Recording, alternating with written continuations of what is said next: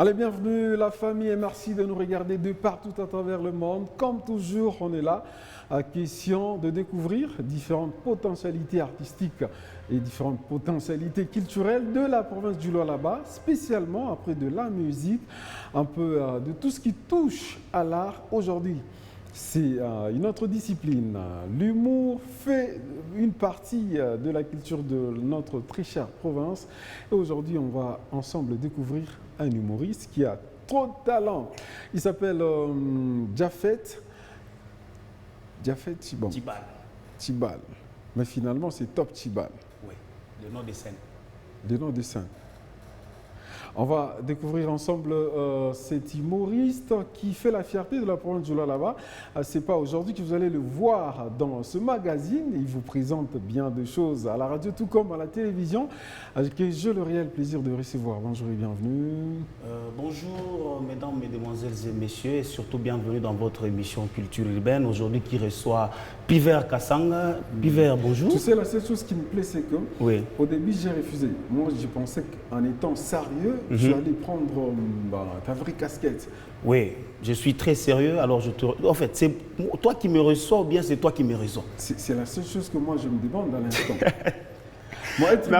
Merci, voilà. Je me rappelle qu'avant l'émission, il y a eu, entre guillemets, un échange un peu où tu t'es pas retrouvé. Ouais, je vois. Merci. Merci d'être encore là et merci de nous faire confiance. Il s'appelle Japhet Tibal, Japhet Ti ou encore Top Tibal. Okay. Quand on va ici découvrir, ça fait combien de temps que tu es humoriste? Je me suis lancé dans la carrière humoristique, ça fait maintenant 2 ans. Mais j'ai commencé d'abord comme cinéaste, c'est depuis 2012 que j'ai commencé. Nous étions encore aux humanités, ensemble avec les amis. On s'est lancé dans la carrière cinématographique. On a réalisé un film, c'était juste un essai. Et après ça, j'ai rencontré maintenant une autre équipe, c'était le groupe Tempête du désert. C'est là que j'ai connu même le professeur Grodin, que vous connaissez très bien. On a commencé avec lui depuis 2013. Pourquoi tu l'appelles professeur? En fait, c'est comme ça que nous l'appelons dans le groupe, professeur Grodin. C'est un enseignant, en fait. Un enseignant? Oui. Un enseignant, c'est aussi un professeur? Dans le domaine de la culture... C'est pas l'humour? Non, pas seulement... Ça, c'est une réalité. Non, en fait, c'est dans le domaine de l'humour. Okay. C'est un encadreur dans le groupe. Il encadre beaucoup d'humoristes, des jeunes humoristes qui viennent. Quand je vous reçois, il y a toujours « Oh non, apparemment, c'est un chrétien. » Non, c'est pas ça. En fait, c'est parce que nous évoluons dans le même groupe. Okay. Lorsque les jeunes humoristes viennent, ils passent par ses mains avant de me rencontrer. Okay. Alors, c'est comme ça qu'on l'appelle professeur Grodin. Donc, il commence par orienter, donner la matière. Il est intelligent, mais tu sais comment je... Il est intelligent dans le domaine de l'humour, oui. Sérieux? Dans d'autres domaines, il se recherche. J'ai raison de l'appeler le vieux moins sérieux. Ok. Alors, aujourd'hui, c'était quoi ton début? Tes motivations? C'est venu de qui? De tes parents? De la famille? Je ne sais pas moi, tonton, ma tantine et autres? Ou encore, c'est un mystère dans ta vie? En fait, c'est un mystère, je dirais que c'est un mystère parce que moi-même, j'ai du mal à dire quand est-ce que ça a commencé. C'est pourquoi mon slogan, j'ai dit, c'est dans le sang. Donc, le cinéma, la culture, c'est dans le sang. Je me suis retrouvé tout petit, en train déjà de réaliser des films. J'ai réalisé, Monsieur Piver, ne vous inquiétez pas. Donc, je pouvais suivre un film à la télé. Attends, je m'explique. Oui. Film. C'était où ça? Voilà, j'explique maintenant. Okay. C'est-à-dire que je pouvais suivre un film même à la télé et je réalisais. Je me dis non. Ça devrait être comme ça. Non. Là, comme il est en train de partir, ça sera comme ça. Ça va finir comme ça. Tu vois, donc j'avais déjà ces réflexes. Et je me dis, c'était déjà la réalisation. Tu sais la connotation qu'il y a pour les humoristes ici? Oui. Donc, ce sont des gens qui peuvent inventer des histoires, qui peuvent, je ne sais pas moi, essayer un peu de mettre sur scène la chose qui n'est pas réelle et finalement, on vous connaît comme ça. Voilà, et vous devez nous croire. Mais comment croire? C'est la chose que moi, je veux que tu parles. Que je puisse démontrer. Comment est-ce qu'on a fini par comprendre, encore découvert, la personne de Japhet Tibal avant qu'il ne soit ou qu'elle ne soit en tant que personne, Top Tibal? Voilà, c'était dans le film, nous avons réalisé un film en 2012, Escroqué. c'est là que je commençais. C'est là que j'ai même exploité les talents des réalisateurs. Donc, c'était d'abord mon idée, et puis que j'ai réalisé. Nous avons même nous avons fait la mise en scène ensemble avec le professeur Baudin. Excusez si je vais les citer un peu trop, parce qu'on vient de loin. Donc, ensemble avec lui. Pardon? On refuse les mabangs là ici. Non, en fait... si tu as payé, il faut la voir. En fait, j'ai du mal à parler de ma carrière sans le mentionner. Tu es dans l'humour. Oui. Dans l'humour de Mikuba, voilà.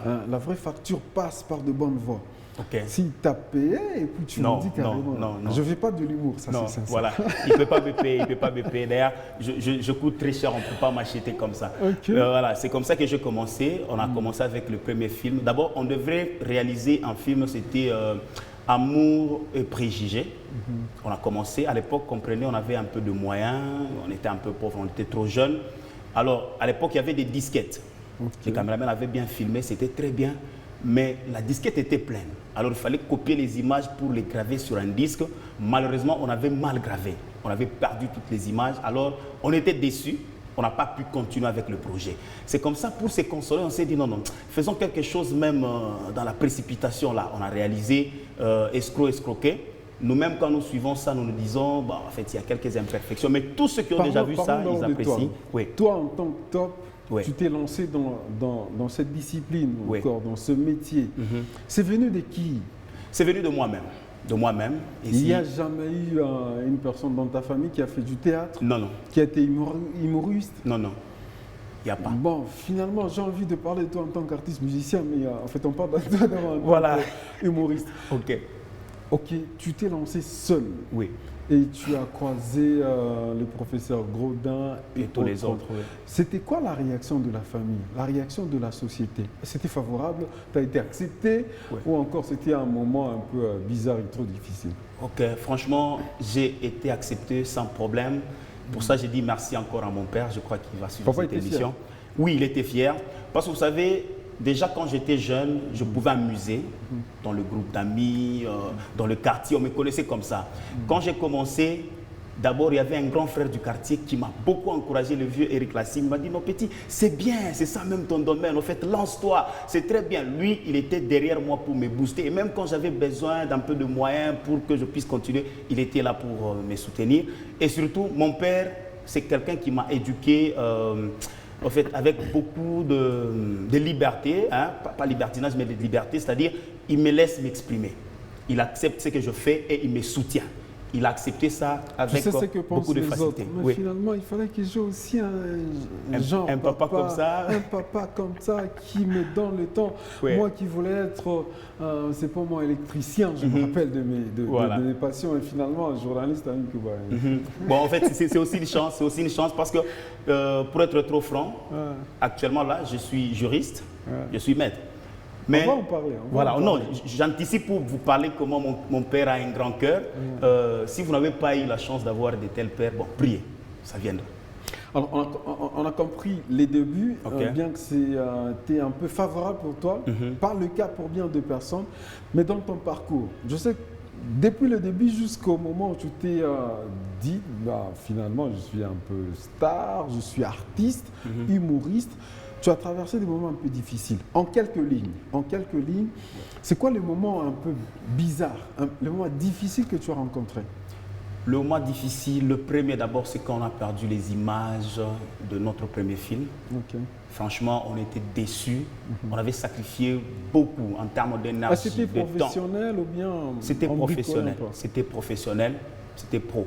En quelle année déjà? C'était en 2012. En 2012, C'était pro. Franchement... numérique venant, je comprends. Voilà. Quand le numérique venait à peine de s'installer. Voilà, c'est ça. Donc c'était vraiment professionnel et quand on voyait ces images, on se voyait déjà très grand, mais quand on a perdu ces images, c'était vraiment un grand choc. À part ça aussi, vous savez, dans cette carrière, on a rencontré des gens qui devraient nous booster, mais la vie a décidé autrement, ils devraient se déplacer. Il y a des amis avec qui j'ai commencé aujourd'hui qui sont en Chine, en Turquie. Quand je vois déjà cette séparation-là, j'ai eu du mal à supporter ça. J'avais même abandonné jusqu'à répondre... Comment est-ce que tu gères tout ce que toi tu as rencontré comme difficulté. Finalement, tu commences, en fait, c'est nouveau chez toi, nouvelle carrière, et du coup tu perds tout ce que tu as rapporté, et tu commences comme ça, et puis il y a tout ce qu'il y a comme coinsage et autres. Mais comment est-ce que tu t'es rattrapé, revenu en toi-même et puis continuer? Ok, en fait, moi je me dis que le bonheur dans la vie, ce n'est pas une destination, mais plutôt tout ce qui nous arrive sur le parcours. Donc je sais que tout ce qui nous arrive là, ce n'est pas un hasard. Aujourd'hui, quand je me regarde, parfois quand on blague avec les amis, je leur dis, mais chers amis, franchement, on était courageux. À l'époque, c'était en 2012. Imaginez-vous un peu, aujourd'hui nous sommes en 2021. Ramenez-moi en 2012. J'étais comment? Mais dans les films là, c'était moi le papa. Vous voyez? Ça allait être un peu vite à boutotte ou quoi. Mais Dieu a permis que nous puissions perdre ces images. C'était aussi pour que nous puissions apprendre. C'est un peu ça. On t'accuse d'être un peu grand parce que tu es lancé dans les groupes. Alors, dans ton parcours, tu n'es pas seulement humoriste. Tu es artiste musicien. Je vais te recevoir très prochainement en tant qu'artiste musicien. Mais est-ce que quand tu regardes, par exemple, celui qui fait ça, tu es juriste, responsable, grand frère, c'est pas moi, humoriste, et puis tout ce que tu as comme statut, tout ce que tu remplis sur ton CV, et qu'il y a la personne ici qui fait ça. Merci. Waouh. Bonjour, bonsoir. Je suis très content de vous revoir. Vous m'avez énormément manqué. Vous m'avez manqué. Hein? Franchement, je devrais revenir il y a longtemps. J'ai pensé à vous, mais la seule chose qui me retenait, c'était notre système sécuritaire. Ah oui. Franchement, vous savez, il a parlé des voleurs, ça m'a d'ailleurs inspiré. Vous savez, là où j'étais, un jour, j'étais endormi. J'ai entendu un faux mouvement dans la parcelle. Vous comprenez? Faux mouvement, vous comprenez? Donc j'ai entendu comme s'il y avait des voleurs. Et puis j'ai regardé comme ça. Oh. C'était des vrais Pomba. C'est que vous appelez Pomba ici, vous mentez. Franchement, vous mentez. Quelqu'un qui est musclé, en plus, il vient cambrioler en veste. Alors quand j'ai vu ça, j'ai couru pour prendre mon téléphone et appeler. Mais finalement, c'est petite séquence. Qui ment les autres? Qui ment les autres? C'est le verbe mentir qui est conjugué là-bas. Non, tu as dit non, on vous ment. Mais finalement, dans l'histoire, tu as compris au moins.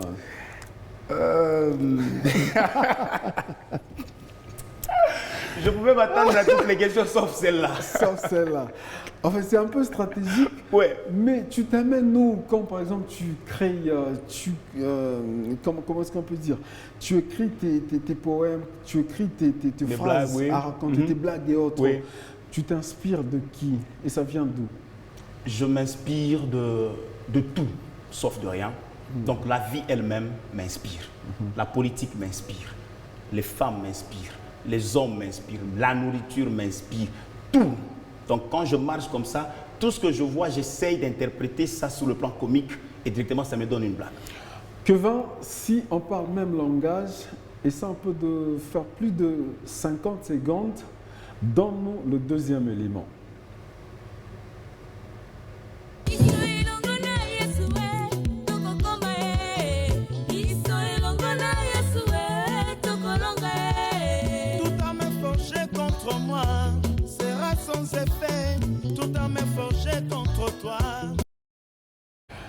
Finalement, je vous ai dit non, on allait le recevoir en tant qu'artiste musicien. Humoriste. En fait, humoriste, d'accord. Artiste qui fait le gospel. Dans l'humour, tu t'amènes à peut-être, tu mens pas, mais tu essaies de mentir. Et dans les gospels, tu apprends tout ce qui est vrai et autres. C'est quoi ton monde? En fait, c'est en tant qu'artiste, tout va avec. Mais comment est-ce que tu combines les deux? Est-ce que c'est facile? Oui, c'est facile. En fait, Dieu m'a donné beaucoup de temps, beaucoup de talents, et il fallait que je les exploite tous. Alors, j'ai le temps pour chaque chose.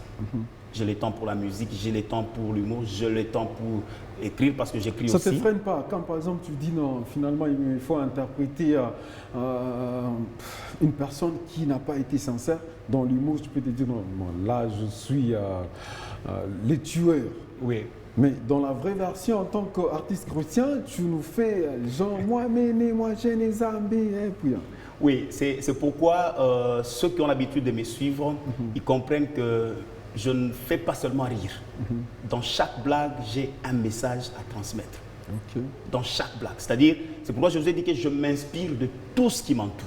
Tout mon environnement m'inspire. Alors quand ça m'inspire, je cherche toujours à transmettre quelque chose comme leçon.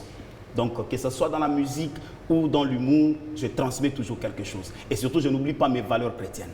Donc je le fais toujours comme chrétien et ça édifie. En une minute. Aujourd'hui, tu es humoriste et puis tu sièges au barreau en tant que maître. En fait, tu as tout ce que tu racontes dans la vie. Autrement, je ne sais pas, peut-être il y a les coulisses. C'est quoi l'expérience que tu peux partager en une minute devant ces personnes qui te regardent, qui veulent être comme toi, qui hésitent par moments? Non, mais finalement, comment je peux combiner le tout et autres? Comment est-ce que tu as réussi en une minute? C'est quoi les très bonnes phrases que tu peux leur adresser? Voilà, en fait, je peux juste leur dire de ne jamais hésiter. Il faut toujours oser. Tout ce qui me montait par la tête, j'ai fini par l'exprimer. Parce que dans la vie, il y a un temps où on peut faire tout ce qu'on sait faire. Et il y a aussi un temps où on doit se décider de faire ce qu'on fait le mieux. Personnellement, la musique, c'était une passion. L'humour, c'est une passion. Être juriste, c'est aussi une passion. Mais la vie m'a amené maintenant sur le plan de décision. Je devrais me décider sur tout ce que j'étais en train de faire. Et c'est vraiment triste d'annoncer que on ne me verra plus sur la scène. Je ne voulais pas que tu parles de ça. Sur la scène humoristique, voilà. On ne me verra plus sur cette scène. Ça fait mal, hein? Ouais, ça fait très mal. Tu es humoriste, tu veux pleurer ici. Finalement, c'est quoi ça? Tu es humoriste, tu veux pleurer. Finalement, ça me manque, la vraie carrière t'empêche. Je voulais qu'on termine par ça. C'est un exemple pour bien de personnes. En tant que juriste, on t'a interdit de prester. Oui, on m'a interdit. C'est incompatible avec la profession. Est-ce que c'est logique? Ouais, je trouve que c'est logique. Tu as lu, quelque part, on a dit ça. Je n'ai pas lu, mais vous savez, notre profession est noble. Vous défendez des voleurs, oui. Vous défendez des sorciers, vous défendez tout celui qui a fait toutes ces n'importe quoi. Personnes, oui. Mais pourquoi est-ce qu'on peut t'interdire de faire l'humour? En fait, c'est par rapport à la noblesse de cette profession. Vous savez, moi-même, j'ai eu mal, c'était la semaine passée, je suis parti assister un client. Il dit à mon confrère, je suis content parce que lui, je le vois seulement à la télé, il nous fait rire, mais aujourd'hui, il vient m'assister. Vous voyez, bon, en fait, donc tout ce que j'étais en train de dire là, quand je parlais droit, lui, il avait tendance à rire. Vous voyez, il me voyait dans cette casquette-là. Et... Entre droit et ta passion, qui est l'humour, qui est la culture, c'est quoi ce que tu gardes encore à cœur? Je garde tout à cœur, c'est pourquoi je n'ai pas abandonné complètement l'humour. Je n'apparaîtrai plus sur scène, mais je travaille en coulisses, j'écris. Grodin m'a dit, si tu t'es lancé au droit, maître, apparemment mon humour a bien arrivé. C'est aussi l'une des raisons. Merci. Finalement, il fallait qu'on vous présente ça, c'est sincère et c'est réel. Il a été refusé par le barreau de continuer en tant qu'humoriste et prester sur la scène. On va en parler très prochainement. Ça sera un dossier dans Culture à la Une. Merci d'avoir été de notre... Merci. Je te promets, je vais encore te recevoir. Merci. On va s'exprimer en large. Je serai toujours là. Voilà, tu n'as pas de bague, hein? Ah non, pas encore. En 2023. Je te taquine pas. Merci à toutes et à tous de nous avoir suivis et regardez de partout. Rendez-vous la semaine prochaine. Un nouveau numéro et surtout pas mal de surprises. Comme toujours, on est là. Vous allez découvrir un nouveau talent. D'ici là, portez-vous bien. Au revoir.